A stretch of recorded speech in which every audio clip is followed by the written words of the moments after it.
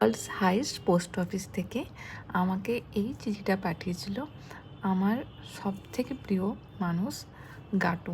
অবশ্য তার ভালো নাম সময়িতা পাল। সে ওখানে ঘুরতে গিয়েছিল এবং সে স্পেশালি ওখান থেকে আমার জন্য এই চিঠিটা পাঠিয়েছিল, যেটা আমার জন্য খুব special. Thank you Gattu, thanks a lot যে তুই আমাকে এত স্পেশাল ট্রিট করেছিস, আর এটা আমি সারা জীবন নিজের কাছে যত্নে গুছিয়ে রাখবো। Love you. আর ভিডিওর শেষে সেই স্পেশাল মানুষের একটু মুখ তোমরা দেখতে পাবে, দেখো।